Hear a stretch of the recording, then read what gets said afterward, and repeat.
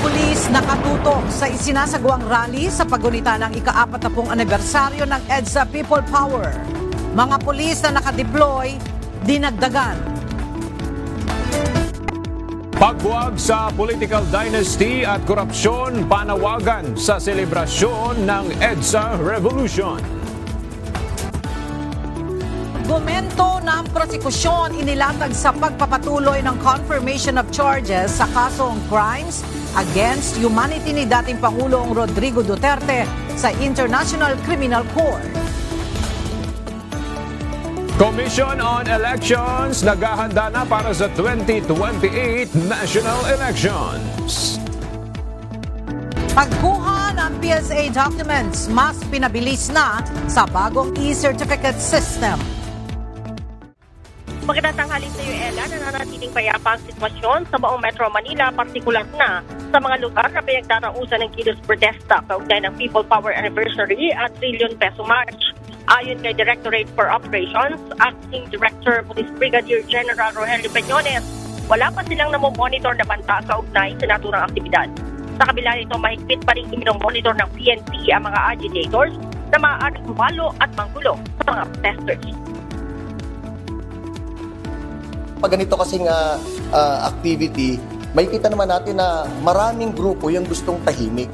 Binigyang diin din ng Philippine Coast Guard o PCG na sila ay nananatiling apolitikal at ang kanilang mga tauhan ay patuloy na maglilingkod ng may profesionalismo, disiplina at integridad. Ito ang ginawang pahayag ni PCG Commandant Admiral Ronnie Hill Gavan sa pagdiriwang ng ika-40 anibersaryo ng EDSA People Power Revolution ngayong February 25, 2026. Ella, pagpasa sa Anti-Political Dynasty Bill at pagbuwag sa korupsyon, ilan yan sa pinakamalalakas na panawagan ng mga grupong nagmarsya papunta dito sa EDSA People Power Monument. Bago pa lamang ang alas 8 ng umaga ay nag-ipon-ipon na ang mga iba't ibang militanteng grupo sa EDSA Shrine sa EDSA Ortigas. Mula Ortigas, nagmarcha ang mga ito papunta sa People Power Monument sa EDSA White Plains sa Quezon City. Nag-aalay ng bulaklak at nagsalita ng kanilang panata sa harap ng bantayo. Isinigaw rin ng mga ito ang kanilang pagkadismaya sa mga nangyayaring krisis ngayon sa bansa. Ella, kanina ang mga prominenteng tao nakita natin ay yung grupo ng TV Pilipinas. Nandyan yung mismong apo ni dating Pangulong Cory Aquino, si Kiko Aquino D. Nandito din yung grupo ng Akbayan Party List. Nandito si Representative Chel Jokno at si Representative Percy Sandanya. Maging ang Liberal Party kasama sina Erin Tanyada at ang mamayang Liberal Party List Representative Leila De Lima. Dito nakiisa sila sa paggunita ng ika-40 anibersaryo nitong EDSA People Power Revolution. Maaga ang ginagawang paghahanda ng Commission on Elections o COMELEC para sa inaabangang 2028 presidential elections. Kaugnay nito ayon kay Commissioner Ernesto Ferdinand Maceda Jr., chairperson ng steering committee, sa susunod na buwan ay babalangkasin na nila ang Terms of Reference o TOR para sa Secured Electronic Transmission na gagamitin sa halalan. Sa TOR, ilalatag ng COMELEC ang kanilang tinatawag na wish lists o gusto nilang features o kakayahan ng transmission. Sa Abril naman ngayong taon ay gagawin ang Voters Fair. Kinumpirma ng Philippine Navy na 4 sa 18 individual na iniharap sa isang press conference kahapon ni Atty. Levito Baligod at nagpakilalang dating miyembro ng Philippine Marine Corps ay hindi naging bahagi ng Navy.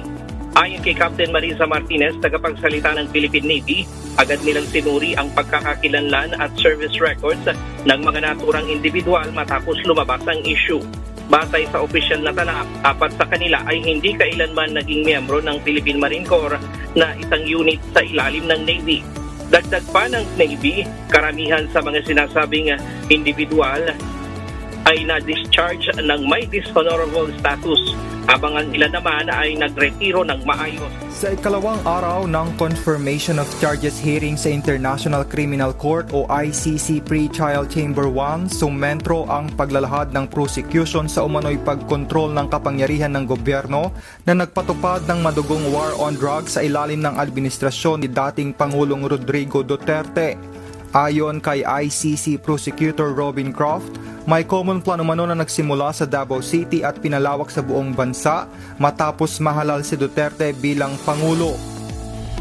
Hindi kumbensido ang ilang miyembro ng Filipino legal team ni dating Pangulong Rodrigo Duterte sa mga inilahad na argumento ng prosekusyon sa ikalawang araw ng confirmation of charges sa dating Pangulo. Kinuwestiyon ni dating Labor Secretary Silvestre Bello III ang alegasyon ng crimes against humanity kung nakasentro lamang sa Davao ang mga inilatag na detalye. Hindi rin anya malinaw na naipakita ng kabilang panig ang kabuang bilang ng mga nasawi at ang direktang kaugnayan nito sa umano'y sistematikong paglabag. Talking for the entire afternoon is all about Davao. They did not even show the figure of those allegedly killed and those killed as a result of drug addiction. Hindi convincing. Crime against humanity on Davao.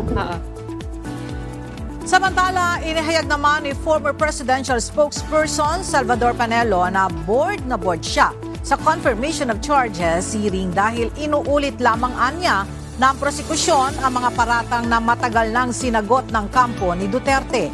Git ni Panelo, nakabatay lamang sa hearsay at hindi pa napapatunayang alegasyon ang mga ebidensyang inilahad kaugnay ng Oplan Double Barrel at Oplan Tokhang.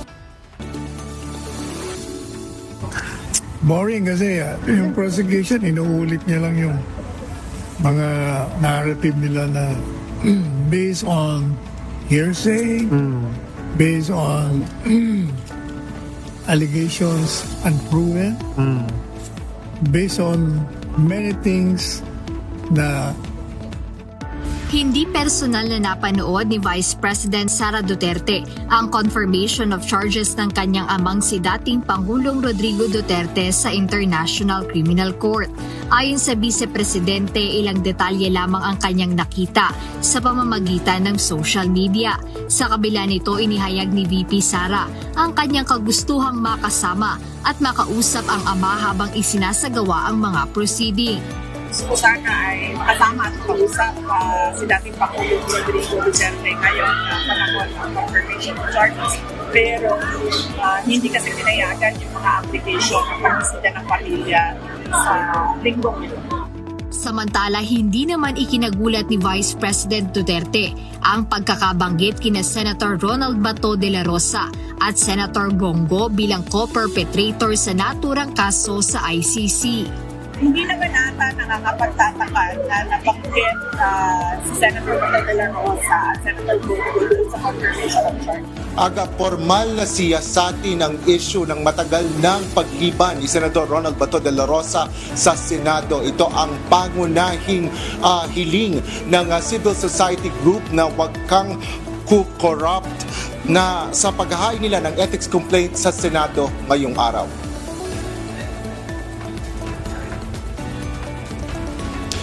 Personal na inihain ni dating Finance Undersecretary Professor Shelo Magno ang co-convenor ng grupo ang formal na reklamo sa Senate Committee on Ethics and Privileges.